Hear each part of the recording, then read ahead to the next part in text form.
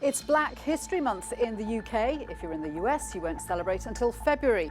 Normally marked by lessons in schools and events across the country, there's also some disagreement over how the subject should be discussed and taught. Is it time for a rethink on how we recognise Black history?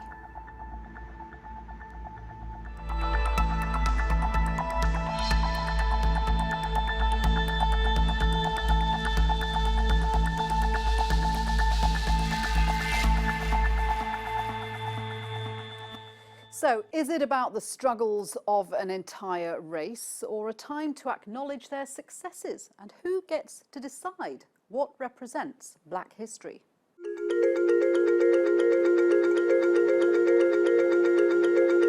October the 1st marks the beginning of the UK's Black History Month, a celebration of black people's achievements and contributions from antiquity to the present day. But some have questioned its purpose. Does there need to be a complete rethink of how the influence of an entire race is discussed? Jamaican-born activist Marcus Garvey said, "A people without the knowledge of their past history, origin and culture is like a tree without roots." Black History Month was established in 1987 in the UK to educate and inform students. It's also about educating the public and also trying to influence the national narrative on Black history. Unfortunately, we still have a long way to go to do that, to make sure that that we're mainstreaming Black history and not just simply focusing on the month. Some argue the month shouldn't exist at all. The legendary US actor Morgan Freeman says it's ridiculous. You're going to relegate my history to a month? Which month is White History Month? I don't want a Black History Month. Black history is American history. The US, UK, Canada, Netherlands and Germany observe this celebration, but often do not offer comprehensive history of black societies in compulsory mainstream education. Can Black history ever be mainstream?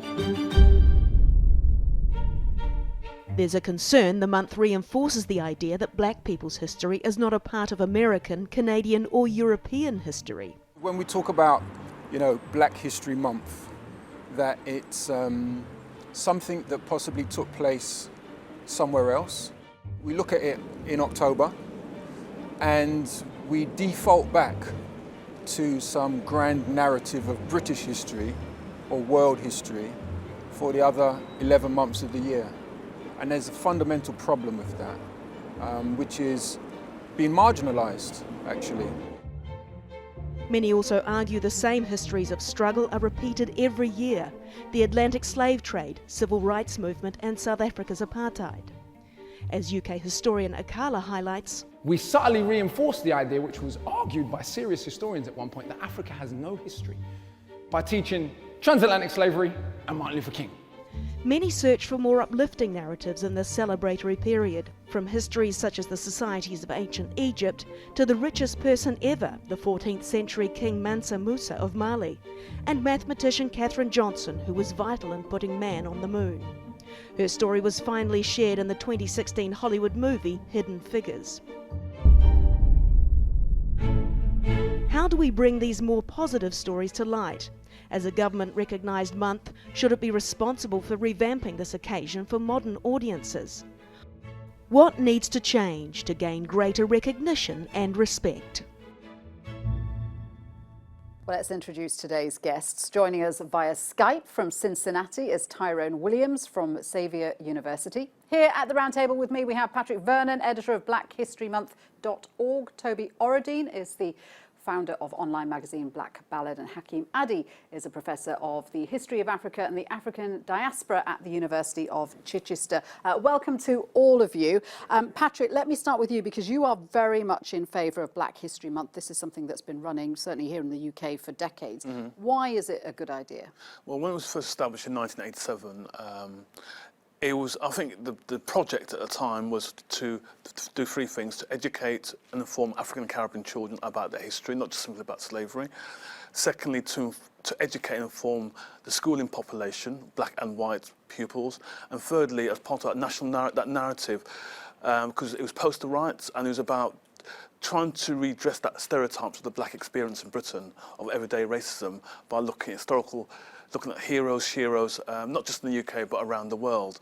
And that was the vision of Black History Month then. And we're not if we were in a post-racial Britain and everything was all sorted out, then maybe we don't need Black History Month. But I think it's still important. But you think we still need it? Yeah, not just obviously just for the month, but for the whole year. But I think it's an anchor which we can do. And I'll give a good example. So we launched today our magazine online, and the hard copy will be coming out in the next week or so. Our website went down. We actually had more hits compared to Google today, which means that people are still hungry for information around Black history. So people still want it, people still need it. A lot of people disagree with you. Hakim, you don't think Black History Month is a good idea. Is that because, what, it marginalises the idea of Black history? Yeah, I mean, I think Patrick's made the point very well, that the problem is that we need to have a recognition of the history of Black people from Africa, the Caribbean and so on, throughout the whole year.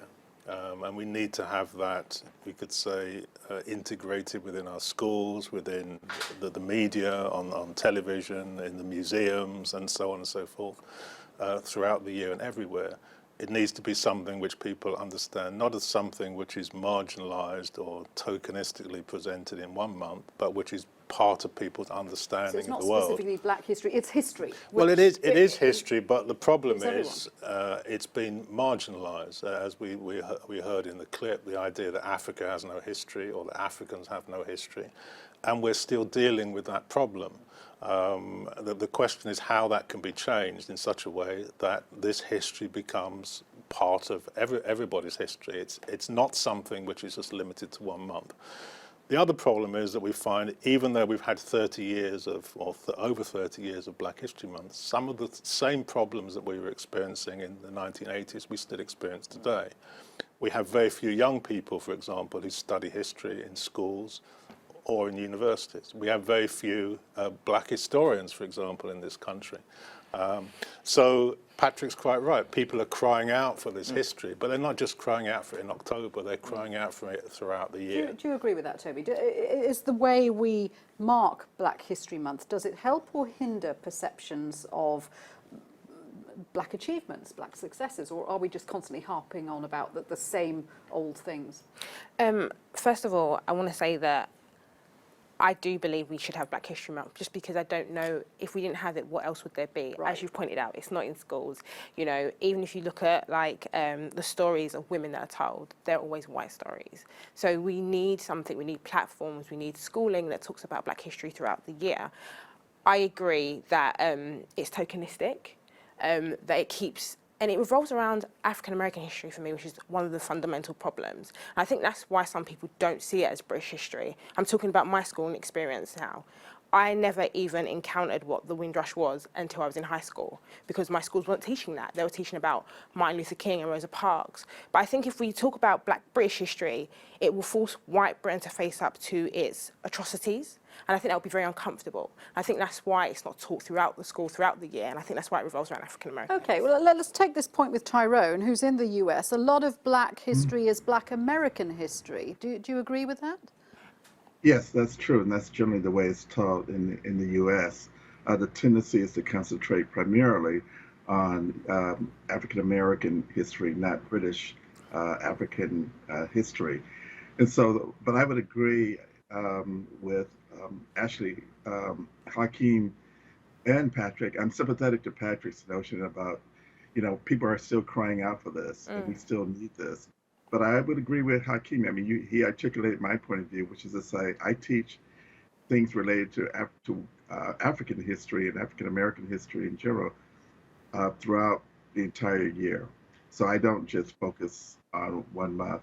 But at the same time, a lot of people would not be exposed to any form of Black history if we did not have it. So how is Black history taught in American schools? I mean, presumably you talk about Martin Luther King and Rosa Parks, as Tobi is saying, but does it expand beyond that? Do we look at, I don't know, Black scientists, Black inventors, Black poets? Yes, absolutely, especially at the university level. Some of my colleagues, in fact, both in the physical sciences, as well as in other departments like theology and history, go beyond simply the achievements of the sort of known figures like Martin Luther King or Stokely Carmichael. And so, and that's what's important, is not simply to focus on the quote unquote heroes or the heroines, but to give a wider view of the actual achievements of Africans throughout the diaspora.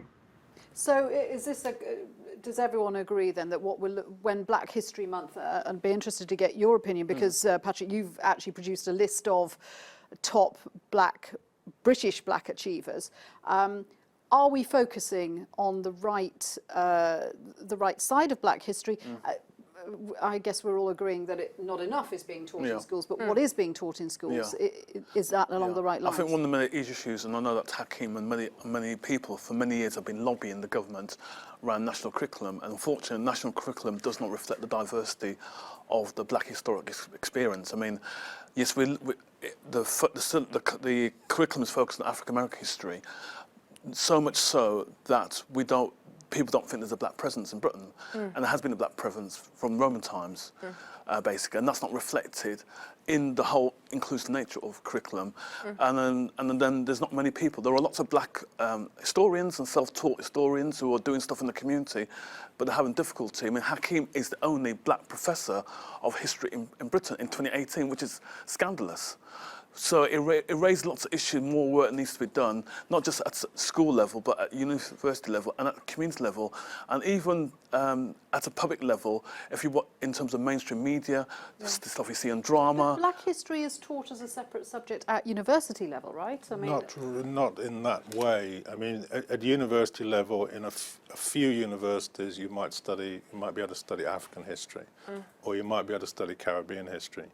But there are very, very few universities where you can study the experience of the African diaspora or black people in Britain. That's extremely... So what is it you want school kids to learn? Well, I think first of all, people should learn about the experience of the African diaspora in Britain.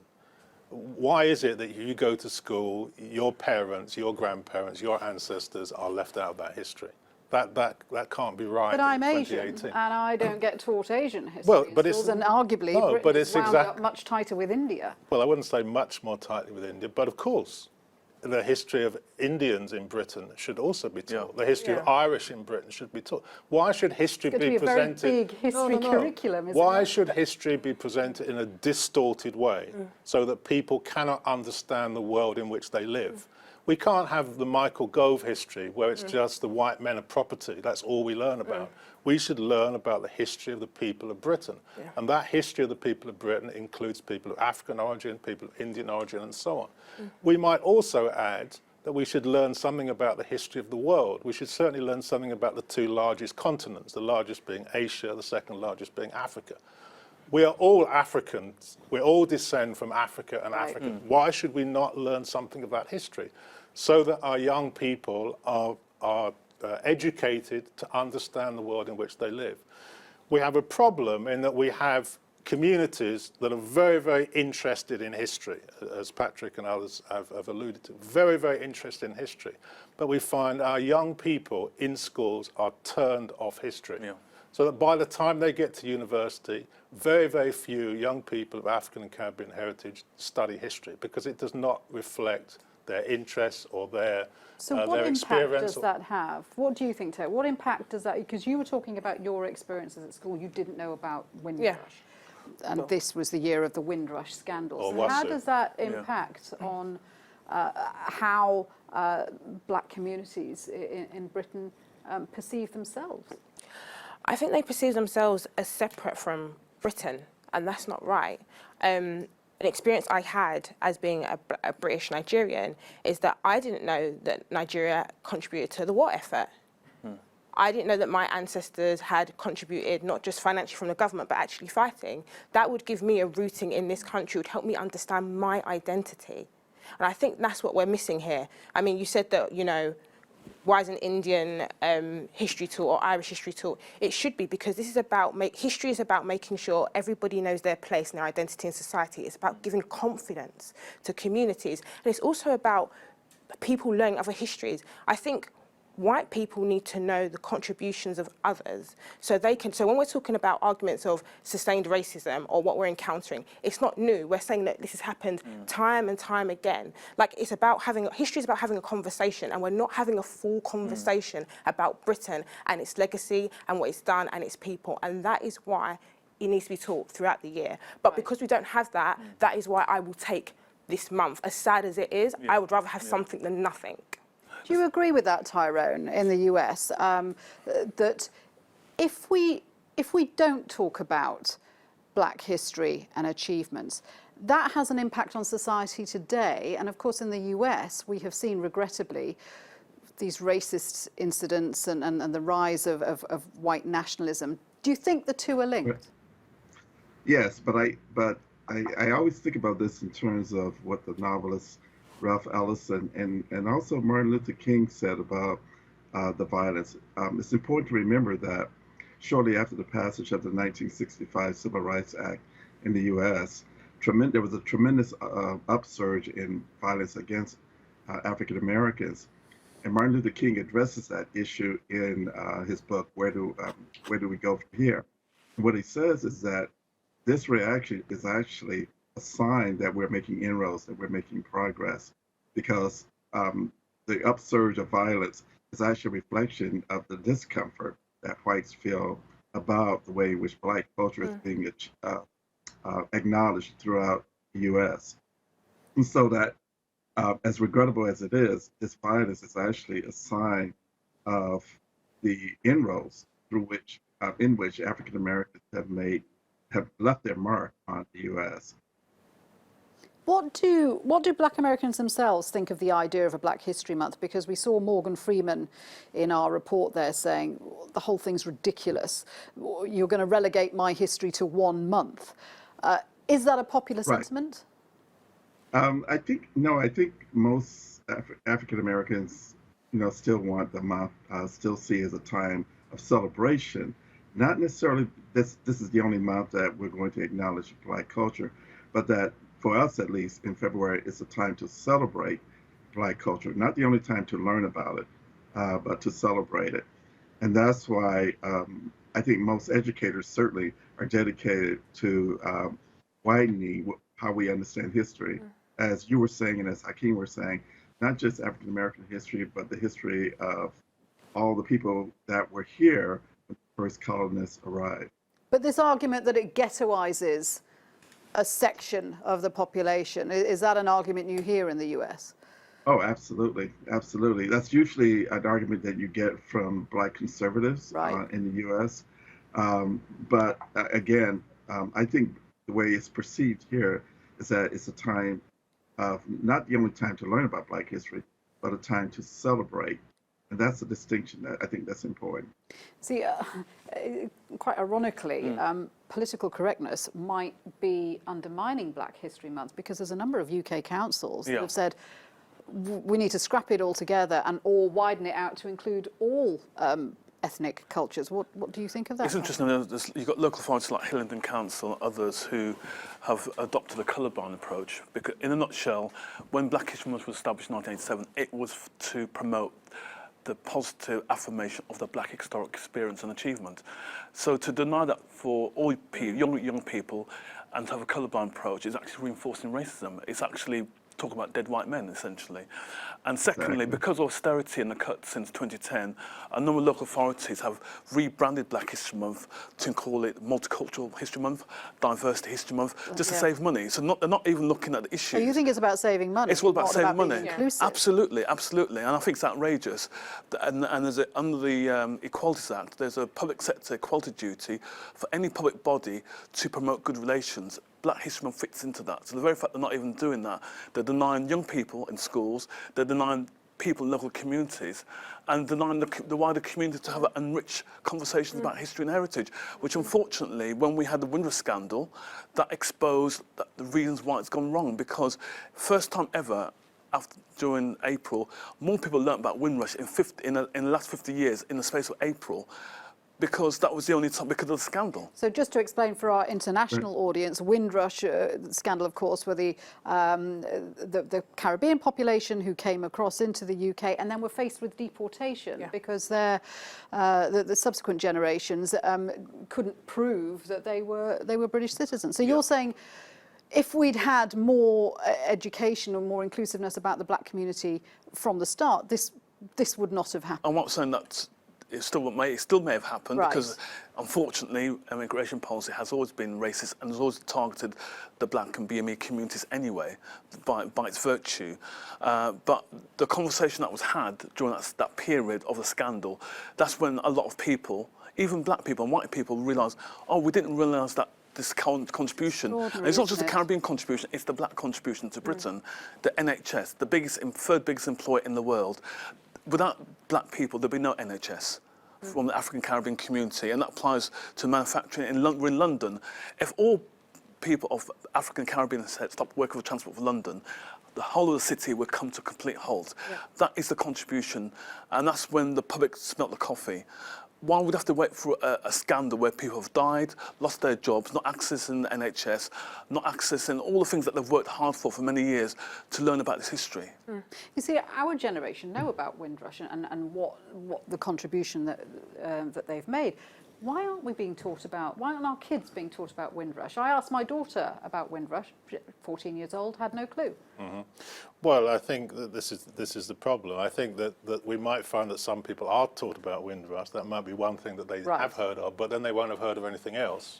And the things are presented in such a way that what is referred to as Black British history starts in 1948, and it starts with the Windrush. So that, again, is a distortion of the reality.